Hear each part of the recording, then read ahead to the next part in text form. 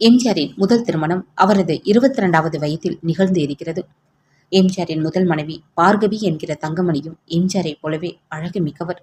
சிகப்பு என்றால் அவ்வளவு சிகப்பு என்று தங்கமணியின் அழகை பற்றி வியந்து கூறுகிறார் பழம்பெரும் நடிகை சி.டி. ராஜகாந்தம். வால்டாக்ஸ் ரோட்டில் எம்ஜிஆர் தங்கமணியுடன் குடித்தனம் செய்தபோது எதிர் வீட்டில் இருந்த சி.டி. ராஜகாந்தம் தங்கமணியை பார்த்திருக்கிறாராம். பாலக்காடு நகரின் கிழக்கு ஓரத்தில் இருப்பது அம்பிகாபுரம், சேகரிபுரம் ஆகிய இடங்கள். இங்குதான் தங்கமணி பற்றிய விஷயங்கள் தெரிந்து கொள்ள முடிந்தது. வேஷு அம்மா என்பவர் எம்ஜிஆரின் தாயார் சத்யபாமாவுக்கு உறவு வழியில் தங்கை முறையானவர். பாலக்காட்டில் எம்ஜிஆர் குடும்பம் வசித்தபோது சில காலம் வேஷு அம்மா அடைக்கலம் கொடுத்து இருக்கிறார். எம்ஜிஆர் அப்போது சினிமாவில் நடிக்க தொடங்கியிருந்த நேரம். வேஷு அம்மா தங்கமணியை பார்த்திருக்கிறார். 18 வயதில் தங்கமணியின் கொள்ளை அழகு வேஷு அம்மாவை கவர்ந்திருக்கிறது. நமது அக்கா மகன் ராமச்சந்திரன் ராஜபாட்டு மாதிரி அழகாக இருக்கிறான். அவனுக்கு இவள்தான் பொருத்தமான ஜோடி என்று மனத்திற்குள் முடிவு செய்து அப்போது பாலக்காட்டில் தன்னுடனேயே இருந்த சத்யபாமாவிடம் தனது எண்ணத்தை வெளிப்படுத்தி இருக்கிறார். சத்யபாமாவும் உடன்பட்டு தங்கமணியின் குடும்பத்தாரை சந்தித்து திருமணம் பேசி முடித்தார்கள். தங்கமணியின் தாயார் லட்சுமி குட்டி மலையாளியான இவர் விஸ்வநாத ஐயர் என்னும் தமிழ்நாட்டுக்காரரை மணந்து இருந்தார்.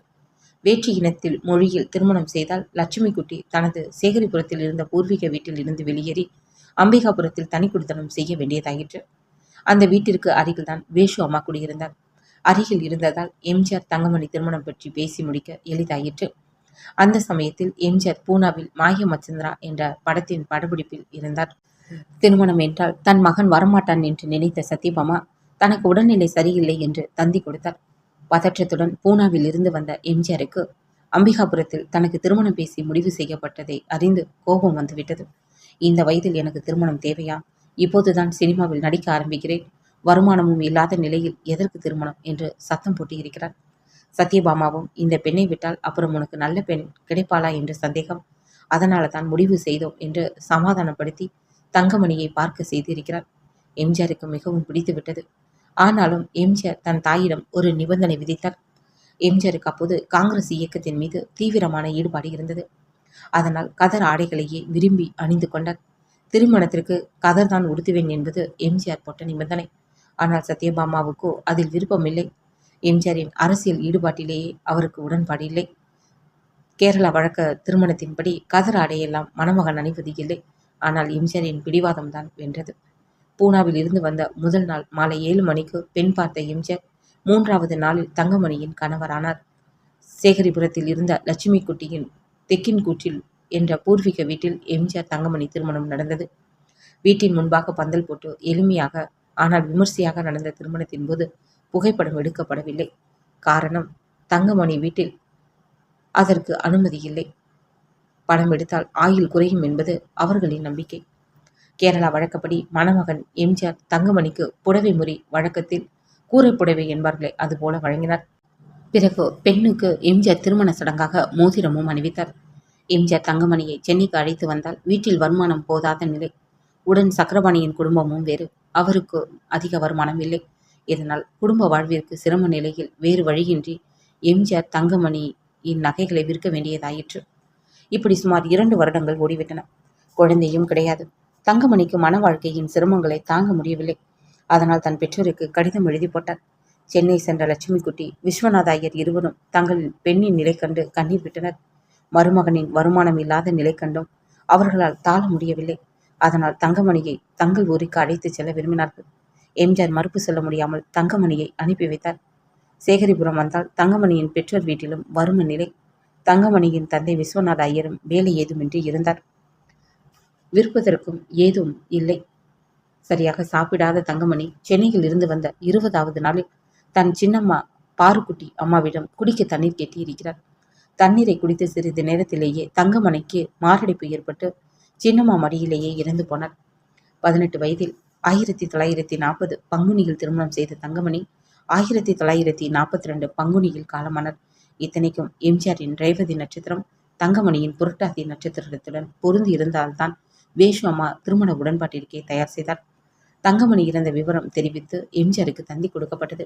ஆனால் அப்போது எல்லாம் நினைத்த மாத்திரத்தில் வர முடியாதே. எம்ஜிஆர் 3வது நாளில் தான் வர முடிந்தது. பாலக்காடு ரயில் நிலையத்திலிருந்து ஜாட்காவில் சேகரிபுரம் வந்த எம்ஜிஆர் தன் மனைவி அதற்குள் புதைக்கப்பட்டது கண்டு மனம் நொடிந்து போனார். அழுதபடியே தங்கமணியின் முகத்தை கடைசியாக பார்க்க விரும்பி புதைக்கப்பட்ட இடத்தை தோண்டச் சொல்லி கேட்டிருக்கிறார்.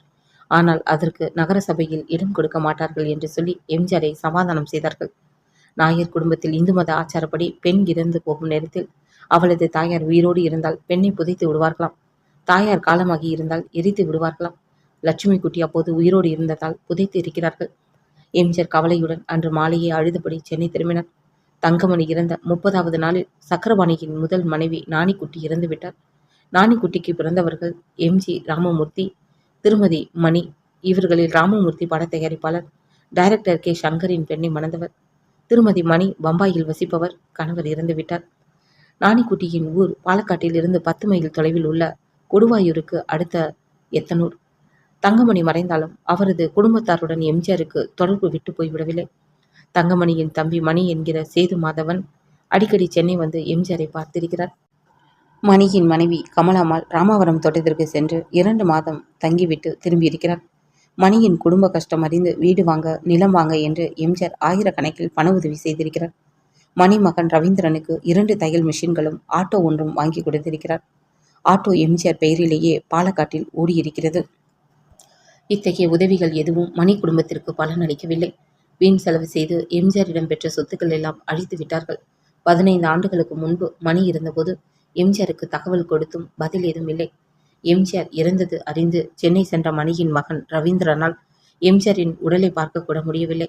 தங்கமணி இறந்தபோது சேகரிபுரம் வந்த எம்ஜிஆர் அதற்கு பின் மீண்டும் அங்கு வரவே இல்லையாம். இப்போது தெக்கின்குற்று வீடு பாகப்பிரிவினை காரணமாக விற்கப்பட்டு விட்டது. தங்கமணியின் குடும்பத்தார் வாடகை வீட்டில் இருக்கிறார்கள். முதல் மனைவி தங்கமணி மாரடைப்பால் இறந்து போனது எம்ஜிஆரை மிகவும் பாதித்தது. அதனால் எம்ஜிஆருக்கு இன்னொரு திருமணம் செய்து வைத்தால் சமாதானமாகி விடுவார் என்று நினைத்த சத்யபாமா மீண்டும் மகன்களுடன் பாலக்காட்டிற்கு சென்றார். பாலக்காட்டில் குன்று கிருஷ்ண நாயர் என்ற கல்யாண தரகர் மூலம் பல இடங்களில் பெண் தேட பாலக்காட்டில் இருந்து 10 மைல் தொலைவில் உள்ள குழல் மன்னம் என்ற இடத்தில் எரக்காட் குடும்பத்தில் பெண் கிடைப்பதாக இருந்தது. எம்ஜிஆர் தான் நடித்த சீதா சலனம் என்ற படத்தின் புகைப்பட பிரதியொன்றை குன்று கிருஷ்ண நாயர் மூலம் கொடுத்து அனுப்பினார். படத்தை பார்த்த பெண்ணின் தாயார் மூகாம்பிகை அம்மாள் எம்ஜிஆரை நேரில் பார்க்க விரும்பி பாலக்காடு சென்றார். எம்ஜிஆரும் தன் தாயார் அண்ணனுடன் குழல் மன்னம் சென்று பெண்ணை பார்த்து திருப்தி அடைந்தார். எரக்காட் குடும்பம் என்பது குழல் மன்னம் பகுதியில் வசதியான குடும்பங்களில் ஒன்று. சதானந்தவதியின் பூர்வீக வீட்டிற்கு தான் எரக்காட் என்று பெயர். இந்த வீட்டில்தான் எம்ஜிஆர் சதானந்தவதி திருமணம் நடந்தது. சதானந்தவதியின் தந்தை கடுங்க நாயர். இவருக்கும் மனைவி மூகாம்பிகை அம்மாளுக்கும் சதானந்தவதி, மீனாட்சி குட்டி, நாராயணன் என்று 3 வாரிசுகள். நாராயணன் மூத்தவர், மீனாட்சி குட்டி வீட்டில் கடைக்குட்டி. இவர்களது பூர்வீக சொத்தாக 100 ஏக்கர் விவசாய நிலம் உண்டு. எம்ஜிஆர் குடும்பத்தை விட பல மடங்கு வசதி உடையவர்கள் சதானந்தவதி குடும்பத்தார். திருமணத்திற்கு முன் எம்ஜிஆர் சதானந்தவதி இருவரின் ரேவதி திருவாதிரை நட்சத்திரத்தை பார்த்தபோது ஜோதிடர் மூகாம்பிகை அம்மாளிடம், உங்கள் பெண்ணின் ராசிப்படி இதைவிட வசதியான குடும்பத்தில் மணமுடிக்க வாய்ப்புண்டு என்று கூறியிருக்கிறார். ஆனால் மூகாம்பிகை அம்மாளோ தான் பெண்ணுக்கு எம்ஜிஆரை விட அழகான கணவன் வர முடியாது என்று வீட்டில் உள்ளவர்களின் கருத்தையும் மீறி திருமணத்திற்கு ஒப்புதல் அளித்தார். பொதுவாக நாயர் குடும்பங்களில் பெண்கள் தான் நிர்வாகிகளாக இருப்பார்கள். நாயர் பெண்களை மணக்கும் ஆண்கள் நம் பகுதியில் வீட்டோடு மாப்பிள்ளை என்பார்களே, அதுபோல் பெண்ணின் பூர்வீக வீட்டில் வசிப்பதுதான் அவர்களது சம்பிரதாயம். அது தவிர நாயர் குடும்பத்து பெண்கள் அக்காலத்தில் முதல் கணவரோடு வாழ விரும்பவில்லை என்றால் அவர்களை விலக்கிவிட்டு வேறொரு ஆணை திருமணம் செய்து கொள்வதும் அவர்களுக்கு சகஜமான விஷயம். மற்றொன்று, நாயர் குடும்பத்தில் பிறக்கும் பிள்ளைக்கோ பெண்ணுக்கோ பெயரின் முதல் எழுத்தாக குடும்ப பெயரும் தாயாரது பெயரும் தான் இடம்பெறும். உதாரணத்திற்கு சதானந்தவதி எரக்காட் வீடு தாயார் மூகாம்பிகை அம்மாள் சேர்த்து E.M. சதானந்தவதி என்று அழைக்கப்பட்டார். அப்படிப்பட்ட குடும்பத்தில் மூகாம்பிகையின் விருப்பத்துக்கு எதிராக எழுந்த எதிர்ப்பு எடுபடவில்லை. அக்காலத்திலேயே 6ஆம் வகுப்பு வரை படித்த சதானந்தவதி எம்ஜிஆரை கைப்பிடித்த போது எம்ஜிஆருக்கு வரதட்சணையாக 300 ரூபாய் கொடுக்கப்பட்டு இருக்கிறது. அப்போது சதானந்தவதிக்கு வயது 14, எம்ஜிஆருக்கு 26. 1942 ஆனி 16ஆம் நாள் சனிக்கிழமை அன்று திருமணம் நடந்தது. திருமணம் சம்பிரதாயமாக மணமக்கள் மாலை மட்டும் மாற்றிக்கொண்டார்கள். திருமணம் முடிந்து சதானந்தவதி 10 மாதம் தாய் வீட்டிலேயே இருந்தார். சென்னை வந்த எம்ஜிஆர் வால்டாக்ஸ் ரோட்டில் 147ஆம் எண் வீட்டை 25 ரூபாய் வாடகைக்கு ஏற்பாடு செய்து அதன் பின் சதானந்தவதியை அழைத்து வந்தார். இந்த வீட்டிற்கு சதானந்தவதி வந்த பின்புதான் எம்ஜிஆர் தன் முதல் திருமணம் பற்றி கூறியிருக்கிறார். 15 வயது பெண்ணான சதானந்தவதிக்கு இது அதிர்ச்சியாக இருந்திருக்கலாம். அது மட்டுமல்ல, அப்போது தியாகராஜ பாகவதர் மற்றும் அப்போது இருந்த முன்னணி நடிகர்களை பற்றிய அந்தரங்க விஷயங்கள் பத்திரிகைகளில் வெளிவந்து கொண்டிருந்தன. அதை பக்கத்து வீடுகளில் உள்ள பெண்கள் படித்துவிட்டு சதானந்தவதியிடம் கூறி, உன் கணவரும் சினிமாவில் தானே இருக்கிறார், அவருக்கும் பிற பெண்கள் நடிகையரிடம் தொடர்பு இருக்கலாம், கவனமாக இரு என்று பயமுறுத்தி விட்டார்கள். மென்மையான சுபாவம் படைத்த சதானந்தவதியை இது பாதித்து காச நோயில் கொண்டு போய் அது வலுவடையவே அப்போது மயிலாப்பூர் லசிஸில் காசநோய் நிபுணராக விளங்கிய வாசுதேவராவிடம் எம்ஜிஆரின் மனைவியை அழைத்து சென்று காட்டினார். அப்போதுதான் எம்ஜிஆர் பிரதான வேடங்களில் நடிக்க துவங்கிய நேரம் என்றாலும் வருமானம் ஒன்றும் பெரிதாக சொல்லிக் கொள்ளும்படி இல்லை. ரிக்ஷா மூலம் மனைவியை டாக்டரிடம் அழைத்து சென்று இருக்கிறார். சென்னையிலேயே வாசுதேவராவ் ஒருவரிடம் மட்டுமே ஸ்டெப்ஸ்போமைசின் என்ற வெளிநாட்டு ஊசி மருந்து உண்டு. அந்த ஊசி மருந்து மூலம் சதானந்தவதியை ஓரளவு குணமாக்கிவிட்டார்கள். ஒவ்வொரு முறையும் டாக்டரிடம் சென்று வர எம்ஜிஆர் 100 ரூபாய் வரை செலவிட்டிருக்கிறார்.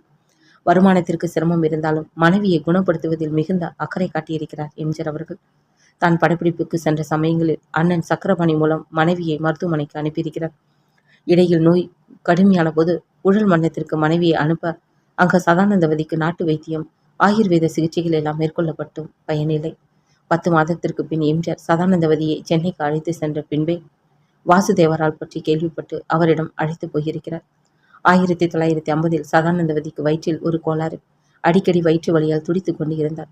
அப்போது பூந்தமல்லி நெடுஞ்சாலையில் இருந்த டாக்டர் மாதவனிடம் எம்ஜிஆர் அழைத்து சென்று காட்டினார். சதானந்தவதியை பரிசோதித்த போது வயிற்றில் உள்ள கர்ப்பப்பைக்கு வெளியே உடல் பகுதியில் 4 மாத சிசு வளர்ந்து இருப்பதை கண்டுபிடித்தார். மாதவன் அதை மேலும் வளரவிட்டால் தாயின் உயிருக்கே ஆபத்து என்று கருதி ஆபரேஷன் மூலம் கருவை வெளியேற்றினார். இந்த காரணங்களால் சதானந்தவதி மேலும் நலிவுற்றார். அவருக்கு இருதய கோளாறும் ஏற்பட்டது. அதற்கு பூந்தமல்லி நெடுஞ்சாலையில் உள்ள PK கிருஷ்ணன்குட்டி சிகிச்சை அளித்து குணப்படுத்தினார். 1947 எம்ஜிஆர் குடும்பம் அடையாருக்கு சென்றது. அங்கு 170 ரூபாய் வாடகையில் குடியிருந்தார்கள். அந்த வீட்டில் இருந்தபோது எம்ஜிஆரின் தாயார் சத்யபாமா காலமானார். சில ஆண்டுகளில் எம்ஜிஆர் புகழ்மிக்க நடிகராகி நிறைய சம்பாதித்தார். பணம் சேர்ந்ததும் இப்போதுள்ள லாயிட் சாலையில் உள்ள 160ஆம் எண் வீட்டை 40,000 ரூபாய் கொடுத்து வாங்கி புதுப்பித்து மேலும் சில மாற்றங்களை செய்து அண்ணன் சக்கரபாணியுடன் அந்த வீட்டில் குடிபுகுந்தார் எம்ஜிஆர் அவர்கள். பிறகு ராமவரம் தோட்டத்தை கிருஷ்ணா பிக்சர்ஸ் லேனா செட்டியாரிடம் எம்ஜிஆர் வாங்கினார். அங்கு சதானந்தவதியுடன் தனி குடித்தனம் செய்ய எம்ஜிஆர் விரும்பிய போது சதானந்தவதி மறுத்துவிட்டார். காரணம், சக்கரபாணியின் மனைவி மீனாட்சி குட்டி சதானந்தவதியிடம் மிகுந்த பாசம் காட்டியதுதான். மீனாட்சி குட்டியை விட்டு பிரிந்து தூரத்தில் இருக்க சதானந்தவதிக்கு விருப்பமில்லை. இறப்பதற்கு 3 வருடங்கள் முன் வரை சதானந்தவதி படுக்கையிலேயே இருக்க அளவுக்கு நோய் அவரை தாக்கியது. அப்போது மீனாட்சி குட்டியின் அன்பும் பரிவும் கவனிப்பும் அவருக்கு இதமாக இருந்தது. எம்ஜிஆரும் படப்பிடிப்பு இல்லாத நாட்களில் மனைவியின் அருகிலேயே இருந்து கவனித்திருக்கிறார். மனைவிக்கு பல் தேய்த்து விடுவது, குளிப்பாட்டி விடுவது என அனைத்து வேலைகளுக்கும் உதவியாக இருந்திருக்கிறார் எம்ஜிஆர் அவர்கள். இருந்தும் 1962 பிப்ரவரி 25 சதானந்தவதி காலமானார். அதற்கு மேல் லாகிட் சாலையில் இருக்க விருப்பமில்லாத எம்ஜிஆர் சதானந்தவதி இறந்த 5ஆம் நாளிலேயே ராமாவரம் தோட்டத்திற்கு தன் வசிப்பிடத்தை மாற்றினார். சதானந்தவதி இறந்த பிப்ரவரி 25ஆம் நாளை எம்ஜிஆர் மிகவும் பாதிப்பாக கருதினார். அதனால் வருடந்தோறும் பிப்ரவரி 25ஆம் தேதி எம்ஜிஆர் மௌனம் விரதம் இருந்து வந்தார். சதானந்தவதியின் மரணத்துக்கு பிறகு அந்த குடும்பத்து உறவு விட்டு போய் விடாமல் இருக்க VN ஜானகியின் தம்பிக்கு சதானந்தவதியின் குடும்பத்திலேயே பெண் எடுத்தார். சதானந்தவதியின் பெரியம்மாவின் மகள் வயிற்று பேத்தி சீதாதேவியை நாராயணனுக்கு மணமுடித்து வைத்தார் எம்ஜிஆர். சதானந்தவதி இறந்த 90வது நாளில் அவரது நகைகள் உடைமைகளை எம்ஜிஆர் குழல் மன்னம் எடுத்து சென்று சதானந்தவதியின் தங்கை மீனாட்சி குட்டியிடம் ஒப்படைத்திருக்கிறார். ஆனால் நகைகளை வைத்துக் கொள்ள விரும்பாமல் மீனாட்சி குட்டியின் கணவர் விஸ்வநாத பணிக்கர் அதை திரும்ப எம்ஜிஆரிடமே ஒப்படைத்து விட்டார். குழல் மன்னத்தில் சதானந்தவதிக்கென்று ஒரு வீடு இருக்க வேண்டும் என்று எம்ஜிஆர் விரும்பினார். அதற்காக சதானந்தவதியின் அண்ணன் நாராயணன் மூலம் பணம் கொடுத்து அனுப்பினார். சதானந்தவதியின் பூர்வீக வீட்டிற்கு பின்புறமுள்ள நிலத்தில் வீடு எழுப்பும் நேரத்தில் வீடு இப்படித்தான் அமைய வேண்டும் என்று எம்ஜிஆர் மாதிரி வடிவம் எல்லாம் போட்டு கொடுத்திருக்கிறார். அதன்படி வீடு கட்டப்பட்டு இருக்கிறது.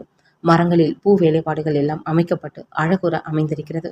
நாடோடி மன்னன் வெற்றி விழா மதுரையில் கொண்டாடப்பட்ட போது அங்கு எம்ஜிஆருக்கு தங்கவாள் கொடுக்கப்பட்டது. தங்கவாளோடு எம்ஜிஆர் நேராக குழல் மன்னம் சென்றார். அங்கு மனைவிக்காக கட்டப்பட்ட வீட்டில் தனது உருவமுள்ள 2 படங்களை மாட்டும்படி சொல்லி வீட்டிற்கு சந்திரானந்த நிலையம் என்று பெயர் சூட்டும்படி செய்தார். தன் பெயரில் உள்ள சந்திரனையும் சதானந்தவதி பெயரில் உள்ள ஆனந்தத்தையும் சேர்த்து சந்திரானந்த நிலையம் என்று பெயர் வைத்தார். சதானந்தவதி இறந்த பின் நகைகளை ஒப்படைக்க எம்ஜிஆர் அங்கு சென்றார். அதன் பின் எம்ஜிஆர் குழல் மன்னம் சென்றது கடந்த 1985 மே 29 தான். பாலக்காட்டில் தன் வளர்ப்பு மகள் ராதாவின் உறவினர் வீட்டு திருமணத்திற்காக எம்ஜிஆர் குழல் மன்னம் சென்றார். எம்ஜிஆர் அங்கு போனபோது நல்ல மழை சீசன். அதனால் காரை நிறுத்திவிட்டு மனைவி VN ஜானகியுடன் சேற்றில் நடந்து சென்றார். எரக்காட் வீட்டில் தனது திருமணம் நடந்த இடம், அங்கு மாட்டப்பட்டிருந்த தனது இளமை கால படங்களை எல்லாம் பார்வையிட்டார். கண்ணீர் மல்க அங்கிருந்த சதானந்தவதியின் பெரியம்மா பெண் நலம் விசாரித்திருக்கிறார். கார்த்திகேயனி அம்மா எம்ஜிஆரிடம் எப்போ திரும்பவும் வருவ என்று கேட்டதற்கு எம்ஜிஆர் சைகையாலே 2 விரலை காட்டி வருவதாக சொன்னாராம். பின் அங்கிருந்த சந்திரானந்த நிலையம் வீட்டை பார்வையிட சென்றபோது தூரத்திலேயே வீட்டு முகப்பை பார்த்து சில நொடி நின்று விட்டார். காரணம், எம்ஜிஆர் சொன்ன பூ வேலைப்பாடு அமைப்பெல்லாம் காணாமல் போயிருந்தது தான். நாளடைவில் மழையில் முகப்பு சேதமடைந்தது அவருக்கு சொல்லப்பட்டது. வீட்டினுள் நுழைந்ததும் சதானந்தவதியின் தங்கை மீனாட்சி குட்டியின் தலையில் கை வைத்து எம்ஜிஆர் அழ, மீனாட்சி குட்டியும் அழ, சில நிமிடங்கள் இருவரும் துக்க மிகுதியில் பேச முடியாமல் மௌனமாக இருந்திருக்கிறார்கள். சதானந்தவதியுடன் தான் அங்கு சில நாட்கள் வசித்த சயன அறைக்கு சென்றார். அங்கு எம்ஜிஆர் சதானந்தவதி பயன்படுத்திய கட்டில் காட்சி பொருளாக வைக்கப்பட்டு இருந்தது. அதில் சுமார் 20 நிமிடம் அமர்ந்தபடி கண்ணீர் வடித்திருக்கிறார். சந்திரானந்தம் நிலையம் வீட்டில் இப்போது அவரது தங்கை மீனாட்சி குட்டி, கணவர் விஸ்வநாத பணிக்கர், தங்களது 4 வாரிசுகளுடன் வசிக்கிறார்கள். சதானந்தவதியின் மறைவிற்கு பின் குழல் மன்னத்துடன் எம்ஜிஆருக்கு தொடர்பில் இல்லை என்றாலும் சென்னையில் இருந்த சதானந்தவதியின் அண்ணன் நாராயண நாயர் எம்ஜிஆரை அடிக்கடி தோட்டம் சென்று சந்தித்திருக்கிறார். அவரது குடும்பத்திற்கும் எம்ஜிஆர் உதவி செய்திருக்கிறார். மூத்த மகன் சக்திதரன் திருமணத்தையும் எம்ஜிஆர் வி.என். ஜானகி சக்கரபாணியுடன் வந்து நடத்தி வைத்தாராம்.